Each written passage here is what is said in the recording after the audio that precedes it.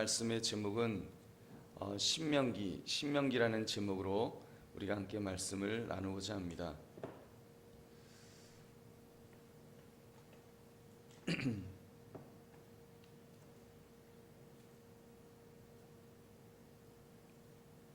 먼저 이제 우리가 오늘 창세기, 출애굽기, 레위기, 신명기의 내용을 나누는데 먼저 모세 오경에서의 그 신명기의 위치를 우리가 먼저 살펴보겠습니다.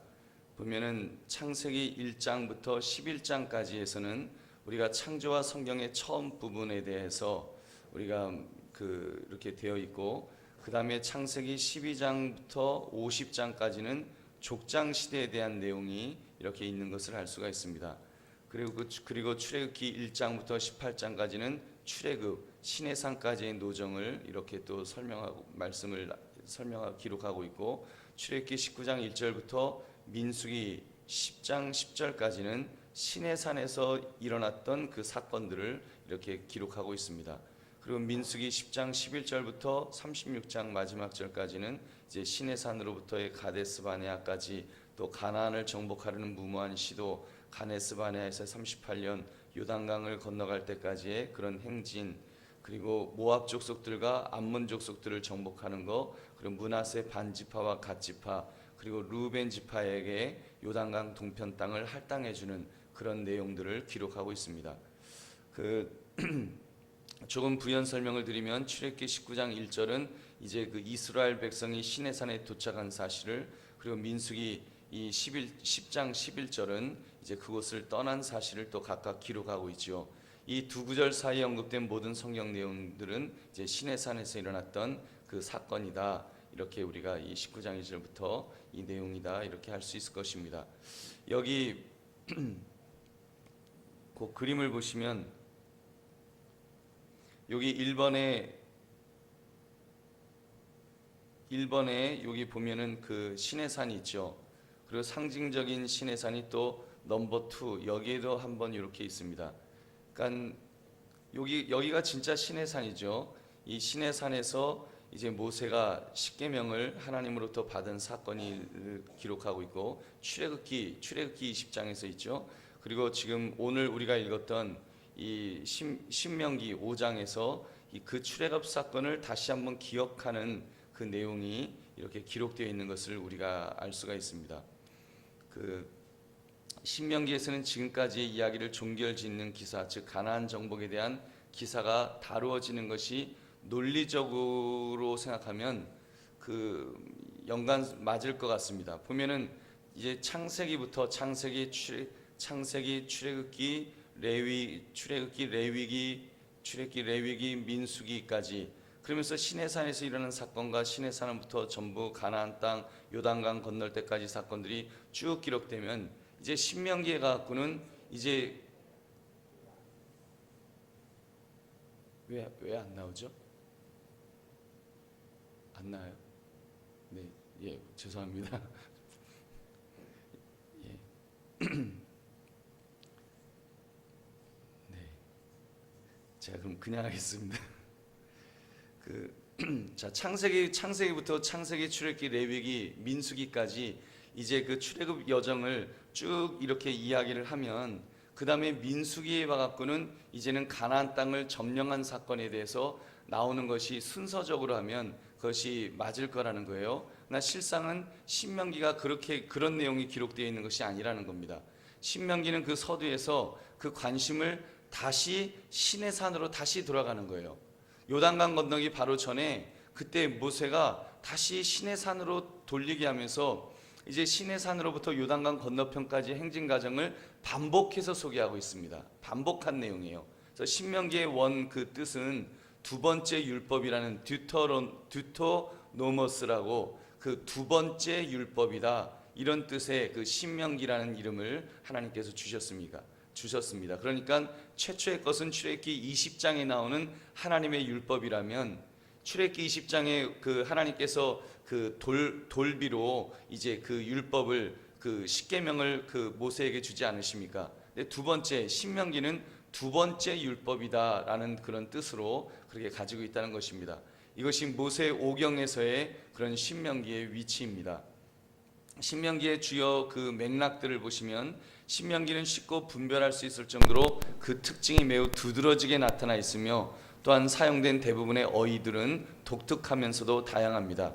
크게 두 가지의 근본적인 진리를 그 신명기 안에 보면은 그런 내용들이 부각되어 있습니다.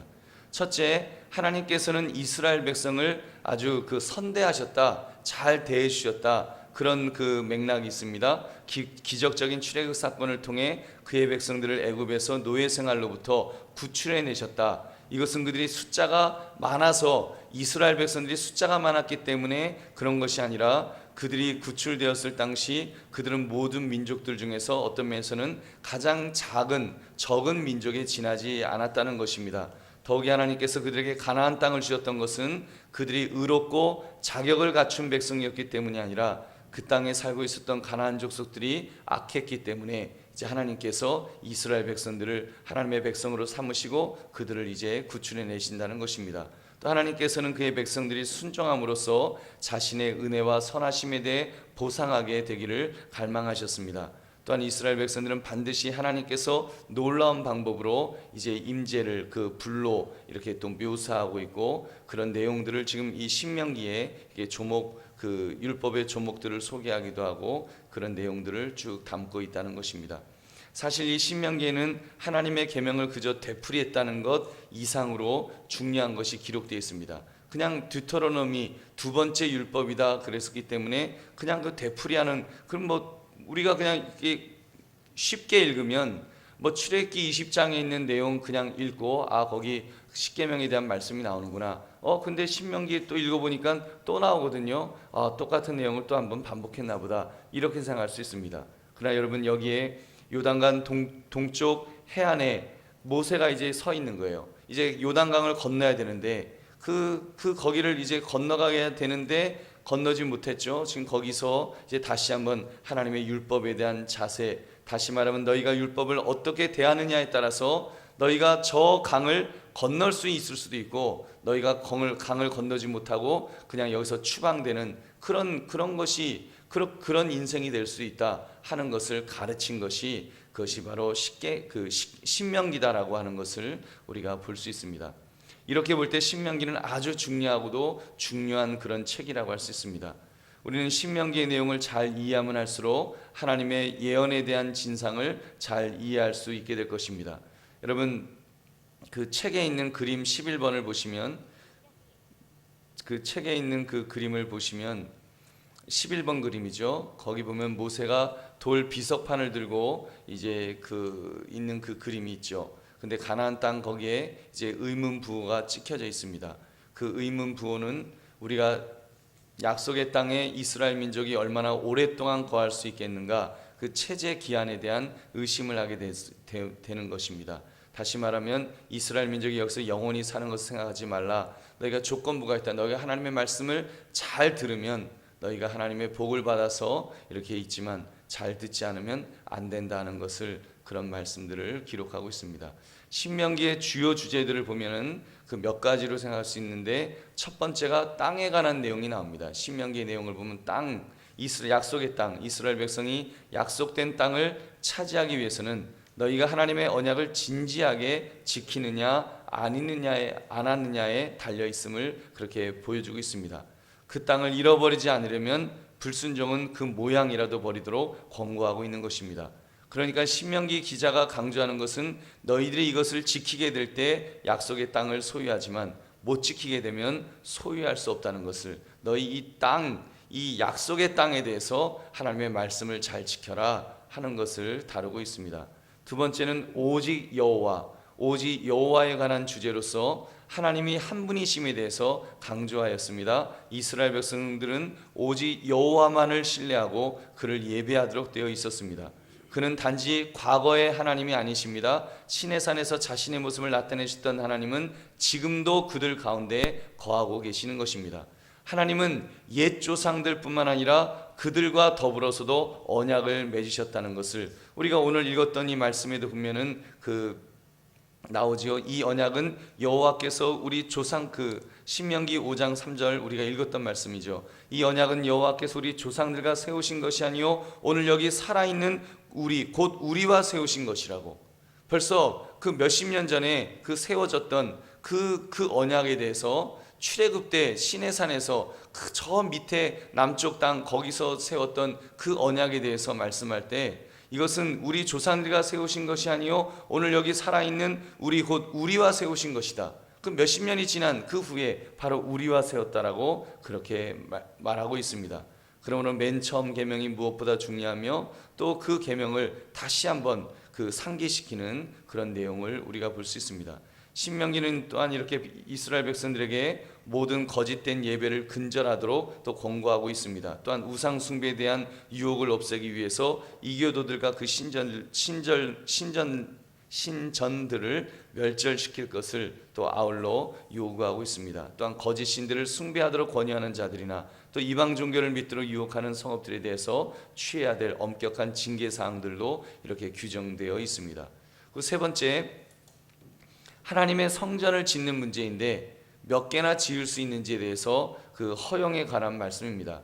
족장 이야기들을 보면 여러 곳에 제단을 지었던 것을 이제 암시하고 있죠. 출애굽기 20장 24절을 보면 하나님의 성전을 여러 군데 짓는 것에 대해 말씀을 합니다. 내게 토단을 쌓고 그 위에 내 양과 소로 내 번제와 화목제를 드리라. 내가 내 이름을 기념하게 하는 모든 곳에서 내게 임하여 복을 주리라. 그렇게 좀 이렇게 제단을 쌓았던 곳을 여러 곳에 이렇게 말씀하고 있는데, 그러나 여러분 신명기는 이제 한 분이신 하나님과 한 제단에 대해서 강조하기 시작합니다. 그래서 신명기는 하나님이 인간의 손으로 만든 어떤 건물에 유형적으로 거하신다는 개념을 전적으로 거부하고 오직 하나님의 이름만이 그러한 건물에 거하신다는 사실을 이제 강력히 주장하고 있습니다. 그래서 신명기 19장을 보면 거기 보면 다른 모든 신전들은 선행적으로 파괴해야 한다는 말씀이 서론적으로 나옵니다. 그런 후에 한 군데서 여호와 하나님께 예배를 드려라. 이제 어떤 성전 사상을 이제 말씀하죠.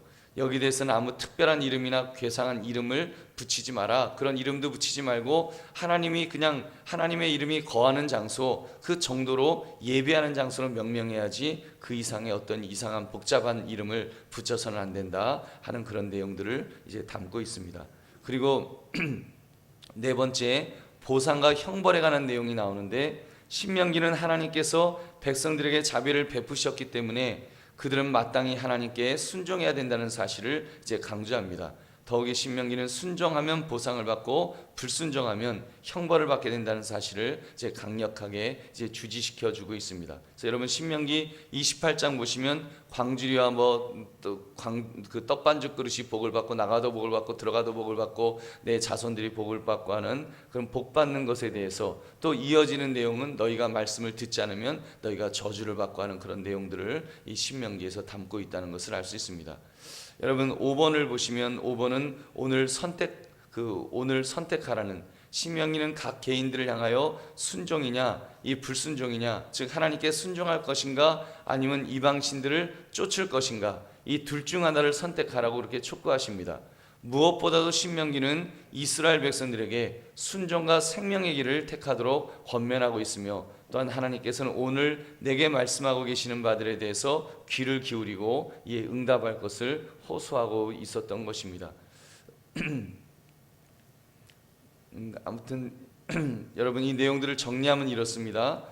시내산에 대한 이야기는 이 신명기 5장에 대한 이야기도 이제 나오는데 출애굽한 것은 애굽에 살던 그 사람들만 나온 것이 아니라 그 후에는 모든 이스라엘이 공동체로서 이미 모두 나왔다는 것을 이제 신명기에 보면 그런 사상이 있다는 것입니다. 그래서 유대 사람들에게 시내산에서 얼마나 많은 사람이 태어났는가라고 묻는다면, 시내산이면 벌써 몇십 년 전이죠. 라고 묻는다면 우리 모두가 거기서 태어났습니다. 현재 있는 사람들도 지금 신명기하고 출애굽하고는 이미 역사 시간적으로 적어도 한 30년 이상 40년 가까운 세월의 시간이 있죠. 그 세월 동안에 시내산에서 얼마나 많이 태어났는가라고 묻는데 모든 사람들이 우리가 다 거기서 태어났습니다 이렇게 말한다는 거예요. 출애굽을 몇 명이나 했느냐? 그는 거의 40년 전이죠. 근데 출애굽을 몇 명 했느냐라고 하면 우리 모두 다 거기서 나왔습니다. 이렇게 히브리 사람들은 공동체적인 사고방식을 가지고 그렇게 대답을 한다는 것입니다. 우리 한국 사람들하고는 좀 사고방식이 달라요. 조상들 따로 우리 따로인데 이 이스라엘 백성들의 그 사고방식, 특별히 이제 신명기에 그런 내용이 있다는 거예요.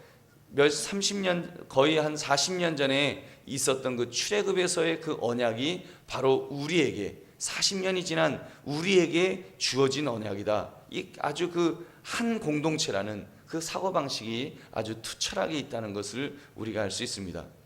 그래서 히브리 사람을 생각할 때 언제나 민족을 한 개인이 아니라 공동체적인 입장에서 과거와 현재와 미래를 하나로 생각하는 것을 한다는 것을 여러분 이해를 하시면 우리가 성경을 이해하는데 훨씬 도움이 될 것입니다. 그래서 여러분 우리가 성경을 보면 왜 신명기 5장에 왜 또 똑같은 말씀이 왜 십계명이 왜 또 기록되어 있나, 괜히 종이 아깝게 왜 기록되어 있나 이렇게 생각하실 수도 있지만, 여러분 역사적으로 보면 40년 가까운 그런 역사가 시간이 있다는 거예요. 40년 전에 하나님으로부터 십계명을 받았던 것을 40년 가까운 세월이 지난 후에 그 사람들이 또다시 십계명을, 후손들이 십계명을 받으면서 그것을 자기들에게 주신 하나님의 말씀으로 여러분 이렇게 받고 있다는 것을 여러분 꼭 기억해 보시기 바랍니다. 한마디로 모든 유대인들은 믿기를 현재 사는 그들도 신의 산에 있었다고 믿고 있다는 거예요. 그들도 참여했다고 믿고 있다는 겁니다. 성경에 있는 하나님이 주신 그 말씀을 몇십 년 전에 그들의 조상들이 참여했다고 할지라도 마치 자기들이 참여한 것처럼 그렇게 간주하고 믿고 있다는 것입니다. 여러분, 그래서 신의 산을 여기와 저기 요 저자가 이제 그린 게 출애굽할 때 신의 산 그림을 그리고 요단강에서 다시 한번 신의 산 그림을 그려놓은 이유는 이제 현대에 사는 유대인들까지도 자기들이 거기에 참여했다고 믿기 때문에 그렇게 그려놓는다는 것입니다. 그러니까 지금 이 시대의 유대인들도 그런 생각을 한다는 거예요. 신의 산에서 십계명을 받은 것을 마치 지금 이 21세기의 유대인들도 마치 신의 산의 율법이 지금 자기에게 주어진 것처럼 그렇게 말씀을 붙들고 그렇게 믿고 산다는 것입니다. 여러분, 그것이 얼마나 신앙생활함에 있어서 귀한 모습인지 모릅니다. 여러분, 우리가 그런 모습을 생각한다면 우리가 오늘날 우리 신앙생활하면서도 좀 우리의 모습을 이렇게 돌아보아야 될 것입니다. 우리가 성경을 읽으면서 어떤 사람들은 그래요. 아니, 이거 유대인들의 역사가 구약 성경을 보면 이거 유대인들의 역사인데 왜 우리 21세기에 우리 한국 사람들이 고대 유대인들이 믿었던 이 말씀을 이걸 우리가 왜 이걸 읽어야 되느냐, 이걸 왜 공부해야 되느냐 그렇게 생각할 수 있어요. 그건 이제 옛날 그거 따로 나 따로 이렇게 생각할 수 있습니다. 그러나 여러분, 시공을 초월하신 하나님께서 주신 말씀이라고 한다면 우리도 정말 과거와 현재와 미래를 다 초월하신 하나님께서 주신 말씀으로 알고 우리도 이 말씀이 바로 내게 주신, 우리 민족에게 주신 또 그런 말씀으로 우리가 받아들인다면 여러분, 정말 이 말씀을 내가 순종하느냐 아니면 불순종하느냐, 그리고 순종하면 내가 정말 하나님으로부터 복을 받을 수 있고 불순종하면 우리가 정말 저주받을 수 있는 그런 내용들에 대해서 그것을 좀 더 내게 주신 하나님의 말씀으로 그렇게 받아들일 수 있을 것입니다. 여러분, 조금 더 말씀드리면, 그리고 여기에 구약 시대를 보면 이제 하나님께서 나타나실 때 여러 가지 장엄하고 웅장한 면에서 하나님께서 신현, 즉 직접 나타나시는 그런 내용들도 나옵니다. 이렇게 함으로써 이것이 얼마나 중요한 사건이었고 의미를 가진 사건이었는지를 이렇게 보여주고 있습니다. 그래서 유대인들은 생각하기를 그들 자신이 몇천 년 전이든 몇만 년 전이든 그들 자신이 출애굽했고 홍해를 건넜고 모든 사건들의 역사에 직접 참여했다고 그렇게 가르치는 거예요. 그래서 여러분, 신명기를 보시면서 그런 이스라엘 백성들의 또는 성경적인 그 어떤 사고 방식을 우리가 이 신명기를 통해서 깨달을 수 있습니다.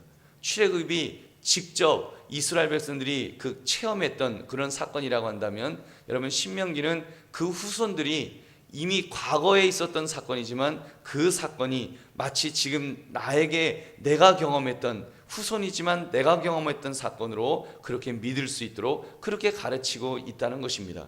그래서 그리고 그 이 시내산에서 그들이 모두 모여서 하나님의 말씀을 들었는데, 그런 입장에서 지금도 하나님의 말씀을 직접 듣고 있다는 입장에서 그렇게 우리가 그렇게 가르친다는 것입니다. 여러분 굉장히 정말 우리가 한번 돌아봐야 될 그런 부분입니다. 여러분 성경 말씀을 혹시라도 그냥 과거에 있었던 어떤 사건으로, 과거에 이스라엘이라는 민족에 있었던 어떤 사건으로 내가 지금 보고 있다면, 여러분 그것은 우리가 제대로 그 말씀을 통해서 은혜 받는 그런 것이 아니라는 것입니다. 여러분 우리도 마찬가지예요.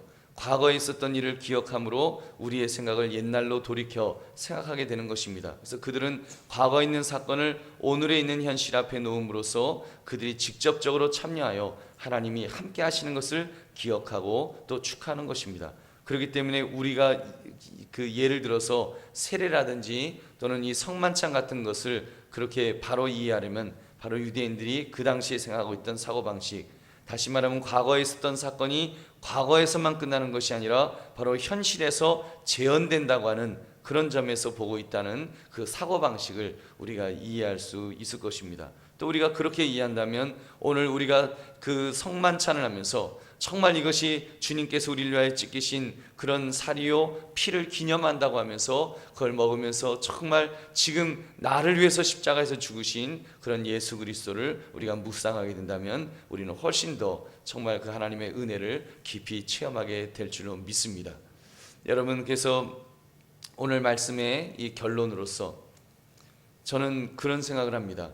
우리가 정말 공동체적인 그런 사고방식으로 우리가 오늘 이 시대에 그렇게 대한민국의 국민으로서 살아가고 있는가, 또는 대한민국의 크리스찬으로서 살아가고 있는가, 내 자신을 한번 돌아보시기 바랍니다.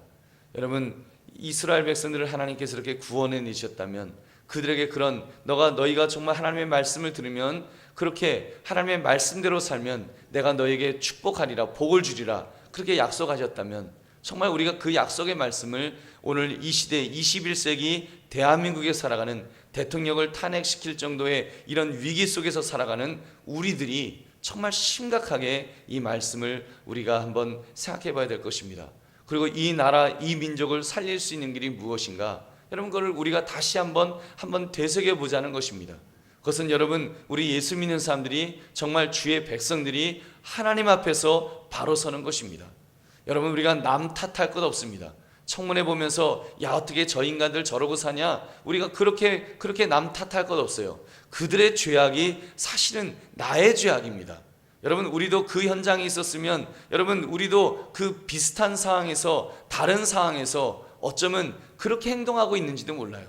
우리도 죄악 속에 죄와 타협하고 정말 하나님의 말씀대로 살아가지 못하는 그런 우리 불신앙적인 모습이 우리에게도 여러분 없지 않아 있다는 사실입니다.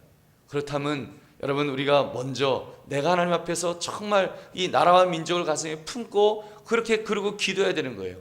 나라와 민족을 품고 정말 하나님, 이 나라가 하나님의 뜻대로 가지 않으면 이 나라 정말 망하지 않겠습니까? 하나님 불쌍히 여겨달라고, 그렇게 그런 어떤 심각성을 가지고 우리가 이 공동체, 한 공동체라는 그 마음을 가지고 그렇게 기도한다면 하나님께서 우리 대한민국을 붙들으실 줄은 믿습니다.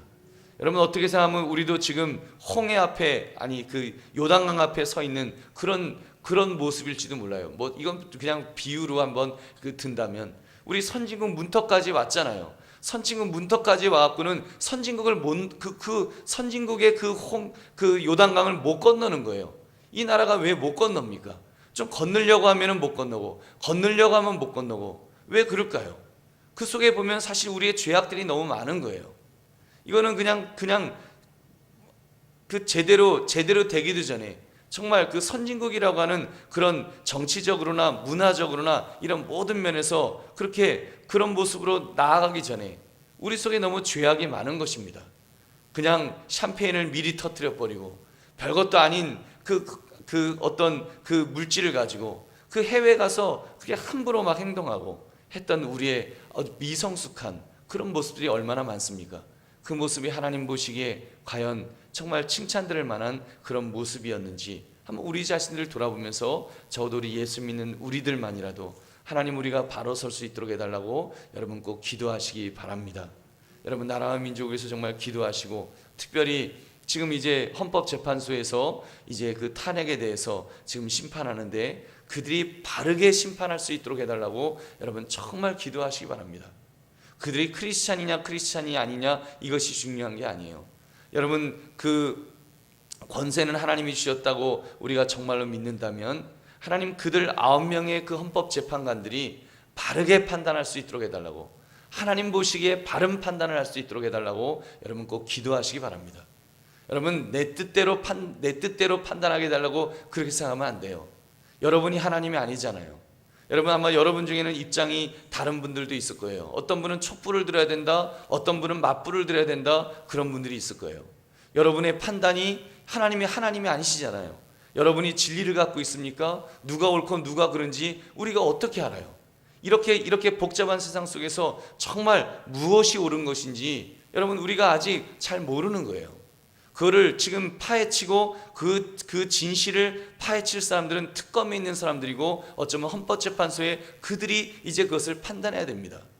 여러분 우리가 아니에요. 우리가 할 수 있는 일이 아니에요. 우리는 그냥 매스컴을 통해서 좀 듣는 것뿐이지 우리는 간접적으로 듣는 것뿐이지 우리가 직접적으로 우리가 판단할 수 있는 능력이 없어요. 여러분 재판관들도 그들이 바르게 판단할지 못할지 이 두려운데 여러분 우리 국민들이 그런 매스컴을 통해서 그렇게 아는 정보 가지고 우리가 무엇을 제대로 판단하겠습니까? 자칫 잘못하면요 휩쓸려 다닐 수 있어요. 이쪽으로 휩쓸리든지 저쪽으로 휩쓸리든지 그냥 휩쓸려 다니는 거예요. 그 속에서 이익을 챙기려는 그런 악한 자들의 장난질이 분명히 있습니다. 여러분 우리가 정말 깨어 있어야 됩니다. 지금이야말로 깨어 있어야 되고요. 여러분 이 나라의 운명이 정말 하나님 보시기에 대한민국이 이제는 좀 정신 차렸구나, 이제는 정말 바르게 가는구나 하고 인정받을 수 있도록 여러분 그런 나라가 되게 해달라고 여러분 기도하셔야 됩니다. 9명의 재판관, 저는 그거 생각하면요 정말 깜짝깜짝 놀라요. 어쩌다가 우리 대한민국이 그렇게 9명의 재판관에게 이 나라의 운명이 걸리게 되었나? 여러분 말이 돼요? 그분들이 9명의 재판관이 무슨 하나님입니까? 그렇잖아요. 그분들이 뭔데? 사법고시 패스해서 계속 그쪽으로 법조계에서 일하던 그런 그냥 뭐 원로급의 한 사람 아닙니까? 근데 그 9사람에게 우리나라의 운명이 결정되는 거예요. 그들이 어떻게 판단하느냐에 따라서 우리나라가 정말 하나님 보시기에 정말 너희가 바로 가고 있구나, 이제 뭔가 바로 세우는구나, 아니면 엉뚱한 쪽으로 아직도 멀었다라고 하나님이 만약에 그렇게 판단하신다면 어떻게 되겠습니까? 우리 정말 두렵고 떨어야 돼요. 지금 두렵고 떨립니다. 예수 믿는 사람들이요 정말 두렵고 떨리는 마음으로 나라를 가슴에 품고 그렇게 기도해야 됩니다. 여러분 이스라엘 백성들은 그런 어떤 공동체적인 의식을 가지고요 그렇게 40년 전에 그들이 받았던 그런 출애굽의 그 율법을 가지고 다시 우리들의 율법으로 내게 주신 율법을 알고 하나님의 말씀대로 살려고 지금 몸부림치는 그 내용이 신명기의 내용인 거예요. 그러면 우리도 마찬가지로 정말 이 나라가 지금 선진국의 문턱에 지금 서는데 선진국커녕 다시 지금 이제 중진국으로 밀려나서 다시 밀려가느냐, 아니면 우리가 정말 세계를 향해서 앞으로 선교 1위국이 되는 그런 멋진 그런 민족, 그런 나라가 되느냐를 지금 어떻게 보면 기로에 서 있는 거예요. 여러분 굉장히 중요한 때입니다. 이 중요한 때에 여러분 우리 사람 생각으로 판단하지 맙시다. 뭐 숫자로 판단하지 말고 우리 정말 기도해야 됩니다. 저는 솔직히 뭐가 옳은지 잘 모르겠어요. 어느 게 진실이고 어느 게 진실이 아닌지 잘 모르겠어요. 여러분 어느 길이 정말 정말 이 나라와 민족을 위한 건지 우리가 어떻게 합니까? 다들 나라와 민족을 위한대요. 다들 나라와 민족을 위해서 일하겠대요. 여러분 그러나 무엇이 정말 하나님 보시기에 바른 길인지 여러분, 우리 판단하기 참 힘든 그런 암흑의 시대를 우리가 살아가고 있습니다. 여러분, 이러한 때 우리 예수 믿는 사람들 정말 우리들이 주님 앞에 기도하면서 정말 이 신명기의 백성들이 다시 한번 하나님의 말씀을 40년 전에 주셨던 하나님의 말씀을 상기하면서, 그리고 이제 그 약속의 땅 가나안을 요단강 건너편에서 바라보면서 우리가 말씀대로 살아야 되겠다, 말씀대로 살면 살고 말씀대로 살지 못하면 우리 죽는다 하는 그 의식을 가지고 하나님의 말씀을 다시 한번 붙들었던 것처럼, 저와 여러분도, 우리 적어도 한국교회 성도들이 정말 이 시점 앞에서 하나님과 몸부림칠 수 있는, 하나님과 씨름할 수 있는, 정말 하나님의 말씀을 붙들고 하나님과 지금 씨름해야 될 때입니다. 하나님, 이 나라를 살려달라고, 우리가 하나님 말씀대로 살겠습니다, 우리가 정말 이제는 기도로서 이 나라가 바로 설 수 있도록 하나님 그렇게 해달라고 우리가 몸부림쳐야 됩니다. 심각하게 우리 몸부림쳐야 됩니다. 그래서 정말 우리 대한민국이 21세를 향해서 정말 큰 일들을 감당할 수 있는 하나님의 복을 받는 그런 나라가 될 수 있도록 여러분 깨어 기도하시고, 그렇게 깨어있는 저와 여러분 되시기를 주님의 이름으로 축원합니다.